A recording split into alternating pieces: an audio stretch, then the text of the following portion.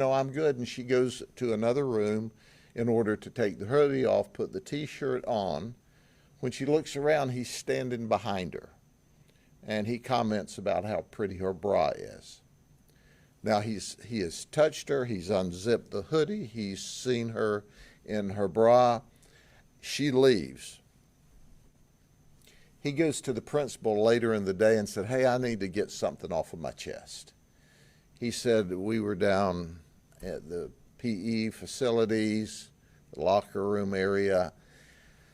She was doing some work. Her zipper broke on her hoodie. I helped fix the zipper, but that's all. I was just helping her. Nothing wrong. In the meantime, our victim goes home and tells her parents, hey, not only did he talk really, really inappropriate to me and said some really vile, nasty things to me, when my zipper broke, he unzipped my shirt. And I didn't have on, I unzipped my hoodie, and I didn't have on a t-shirt. Parents immediately went to the school. Now, our deputies are school resource deputies for all of the public schools, and we immediately began an investigation when it was brought to our attention. He lawyered up. Isn't that amazing? He lawyered up. He's 31 years of age. He knew better. So as the investigation's progressing, we find two other 18-year-old female students who he's also made similar statements to. In fact, one of the two, he made some outright, outrageous, nasty statements to. Oh, and by the way, he asked them if they wanted to receive community service hours, and he talked about no cameras. The other two said, no, we're good. We don't want anything to do with it. So anyway, he's arrested. He's charged as appropriate. But here's my concern. My concern is how many other students, how many other children, teenage girls, has he hit on? And was he able to successfully groom any of them who are now embarrassed and afraid to report it? We need to know that. He's locked up on felonies in the county jail. We don't have any football team in jail, so we don't need to worry about him coaching anything. And the school system is appalled. Total 100% cooperation from the superintendent and the school staff. They always support us in these investigations, and this one was no exception. So at the end of the day, he's coached his last football game. He fumbled. He's going to be held accountable, and the good guys win. Thank goodness our victim went home to her parents and said he was way out of line and he inappropriately touched me. That's why we were able to make a successful case and lock him up in jail. But once again, I'm concerned about the victims we don't know about. And it's important for them to come forward as well. Are there any questions? How long has he been working for the school? He has been the head football coach since 23. I think he started to work for them in 19. He apparently had some coaching or teaching history in Ohio before he came here. And Sheriff, the timeline of these, at least 3 victims that you know of, can you just walk us In the recent past, I don't know exactly the timeline. This was reported to us just a few days ago, and obviously it took a couple of days to do the investigation, and we locked him up yesterday. What are your thoughts about community service with a teacher alone with a student in a locker room?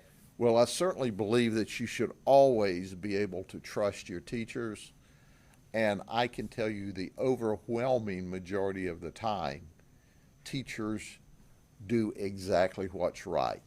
This guy's an aberration. He's not the norm.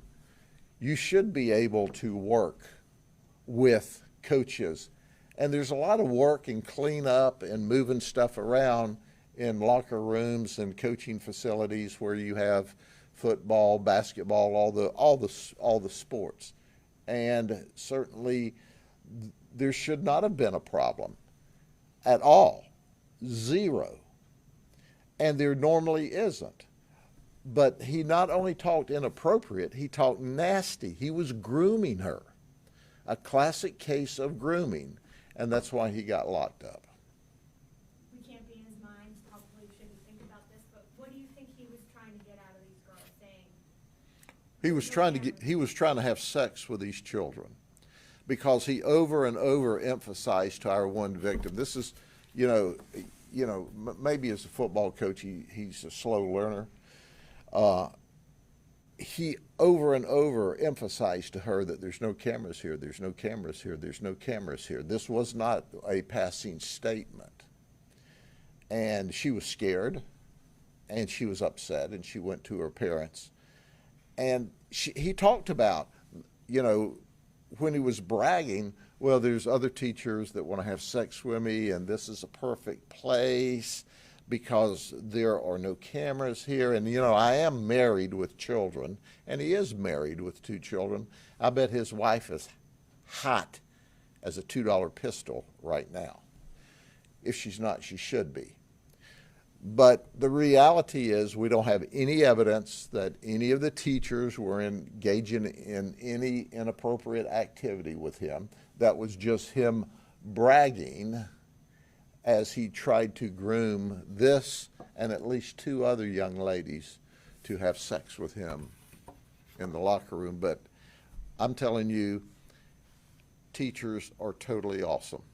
They're wonderful. Coaches are awesome people. They do what's right. But every now and then you get a whack job. And this guy is a child predator and a whack job. Hitting on children is not acceptable. Inappropriately touching children is even worse. So you haven't talked to him because he said he's lawyered up? He lawyered up. So what will happen to him now? He will go, first off, he'll have a chance to plead guilty or not guilty at his arraignment. His lawyer will file a not guilty plea. Then he'll have the opportunity to either plea or go to court. And quite frankly, that's his choice. Our goal is to send him to prison. You need to go to prison when you're trying to engage children in sex. And not only that, it's at school where they have to be. It is mandatory that children attend school. So he's got a captive audience to hit on there. And that's what he did. Is your investigation still open? Our detectives, who are simply the very best, are tying up this investigation with this victim. However, we are ready to investigate other allegations if there are other victims out there. And I suspect there are. He didn't just wake up one time at 31 years of age and decide to do this.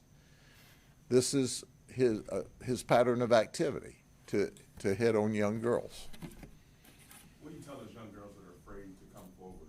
I tell them that they'll have the full support of the sheriff's office, of the state attorney, of the entire system, that we will protect them and keep them safe, that it's up to them to help make sure that no other child ever is groomed and victimized by this evil child predator. He violated all the morals and all the ethics of our community and the laws. We're supposed to trust teachers, and we should trust teachers. He is a rare exception. I love my teachers, but I also like putting bad guys in jail and prison, and that's what our detectives did. They locked him up where he should be. Okay? Thank you very much. Have a good day.